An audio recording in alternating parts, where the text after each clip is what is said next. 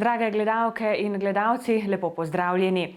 V naši tokratni oddaji gostimo kranjskogorsko županjo Henriko Zupan, s katero bova pokomentirali aktualno dogajanje v občini in seveda tudi zadnjo sejo občinskega sveta. Dober dan želim. Dober dan, lepo pozdravljeni. Pozimi je bilo ogromno prireditev, te so uspešno za nami, potem pa je prišla pomlad, pa najprej začniva kar z eno dobro akcijo, s čistilno akcijo. Zgornjesavsko dolino ste tudi vi seveda ob pomoči vseh prostovoljcev lepo očistili, da je pripravljena na novo poletno sezono. Po zimski sezoni, ki je bila letos zelo, bogata s športnimi prireditvami, seveda je bil čas tudi za spomladansko akcijo. Odvijala se je na dan zemlje 22.4. To je bila akcija, ki je bila skoordinirana s strani občine, sodelovala so pa seveda vsa društva in tudi prostovoljci, za kar sem jim izredno hvaležna. Akcija je bila zelo uspešna, moram pa reči, da me žalosti, da moramo še vedno pobirati odpadke za drugimi. To se mi ne zdi prav in želela bi si, da bi ljudje znali odgovorno ravnati do okolja, poskrbeti, da če že prinesejo kaj s seboj, kakšno hrano, pijačo, da tudi, embalažo odnesejo s seboj.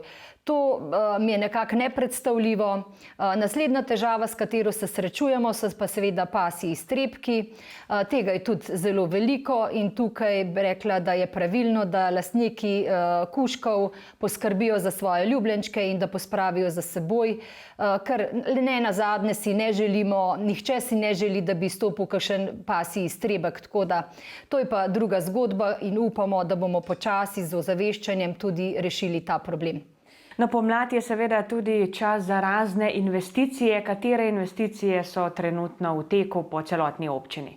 Končuje se investicija v vodohran Alpina, ta teče že od lanskega leta, tako da ta investicija se počasi zaključuje. Začeli smo z nadaljevanje te investicije, je seveda obnova cevovoda na cesti Smerinje. Ta investicija je tudi že v teku. Začela se je tudi izgradnja vodohrana v Srednjem Vrhu. Potem smo že začeli tudi z izgradnjo brvi pri Peričniku, tako da kar nekaj investicij je že v teku. No, kot rečeno, besedo dve bomo namenili tudi zadnji seji občinskega sveta. Med prvimi točkami je bila turistična taksa. Kaj je novega na tem področju? Ja, turistična taksa je bila zadnjič spremenjena leta 2018 in zdelo se nam je pravilno, da podamo pobudo za povišanje turistične takse. Seveda se bo turistična taksa spremenila šele s 1.1.2024, tako da imajo vsi možnost pravočasno nekako pripraviti aranžmaje in obvestiti, o spremembi višine turistične takse. Taksa se spreminja in sicer povišuje.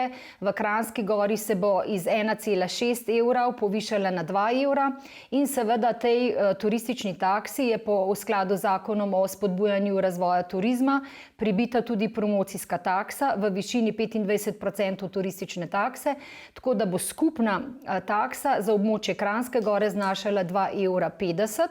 Za ostala območja je pa nižja, konkretno se pač spreminja za območje, to se pravi Rateč, Podkorena, Gozd Martuljka in Mojstrane.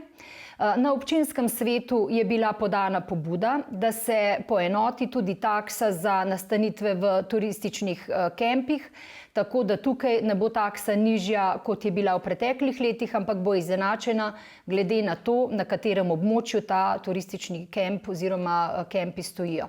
Razpravljali ste tudi o režimu parkiranja v celotni občini. Kaj je na tem področju morda novega za občanke in občane, pa tudi ostale obiskovalce? Ja, na področju parkiranja dodajamo 2 novi parkirišči, zato je bilo potrebno dopolniti ta pravilnik o parkiranju. In sicer se dodaja novo parkirišče pri stari železniški postaji na Dovjem oziroma imenovali so ga v projektu Parkirišče na Prodih. To parkirišče pač se bo v letošnji sezoni uporabljalo za parkiranje. Zdaj bomo videli, kako bo z v urejanjem režima prometa v Dolino Vrata. Zaenkrat se tukaj parkirnina pobira in je določena v višini 1 evra za uro parkiranja, pa 10 evrov za celodnevno parkiranje.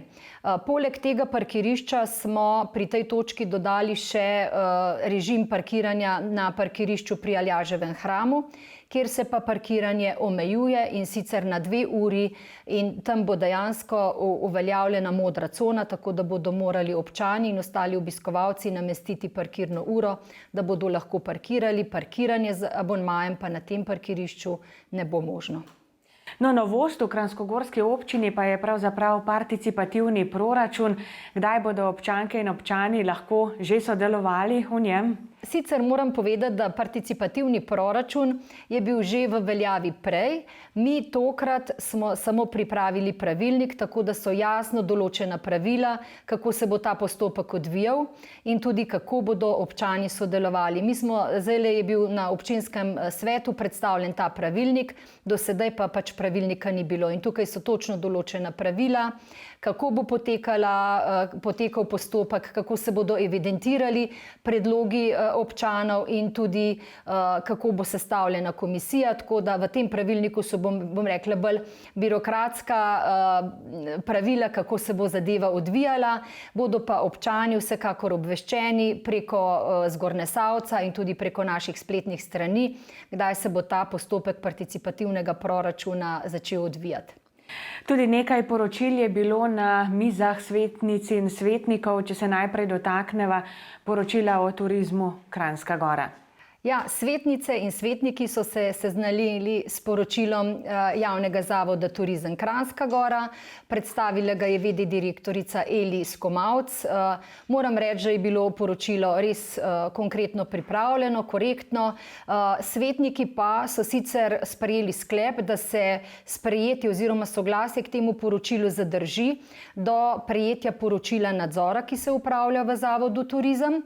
So pa soglasno sprejeli sklep, da se potrdi program dela turizma za leto 2023 in tudi soglasje k porabi presežka prihodkov nad odhodki za leto 2022, tako da te dva sklepa sta bila soglasno sprejeta.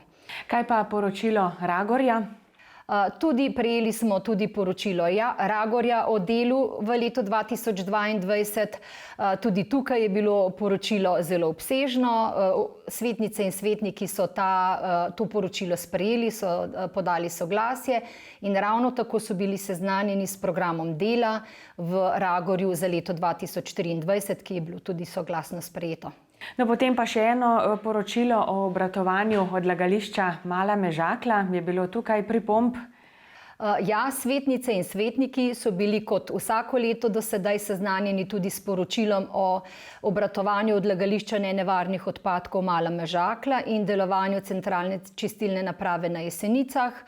Moram reči, pri delovanju centralne čistilne naprave na Jesenicah ni bilo kakšnih večjih dilem in vprašanj. Svetnice in svetniki so se pa kar nekaj časa pomudili pri temi odlagališča Mala Mežakla, kajti v poročilu so bili seznanjeni, da je odlagalni prostor kar zaseden, da je prostora še nekje do leta 2025. Tudi direktor podjetja Jeko je seznanil svetnice in svetnike, da se pripravlja dokumentacija za odprtje oziroma za pripravo 3. odlagalnega polja. Moram reči, da tukaj so bili svetniki zelo kritični glede na to, da se je pač odlagališče zapolnilo in občinski proračun približno od leta 2015 več ne dobiva tistih sredstev iz naslova tujega dovoza. Direktor podjetja Jeko je tudi povedal, da se je prav od leta 2015 to odlagališče intenzivno polnilo z odpadki iz drugih občin. Tako da tukaj je bilo kar nekaj kritičnih pripomb in skušali se bomo z lastniki oziroma solastnicama deponije Mala Mežakla pogovoriti, kako bomo to problematiko rešili. No, pred poletjem vas čaka še ena seja občinskega sveta.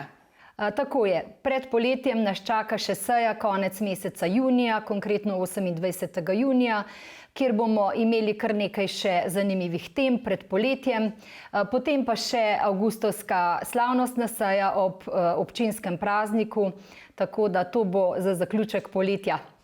Dela ne bo zmanjkalo in želim vam seveda prijetne delovne mesece, ki so pred nami, obilo uspeha pri vašem delu, pa seveda, da se bo našel tudi kakšen dan, dva za počitek.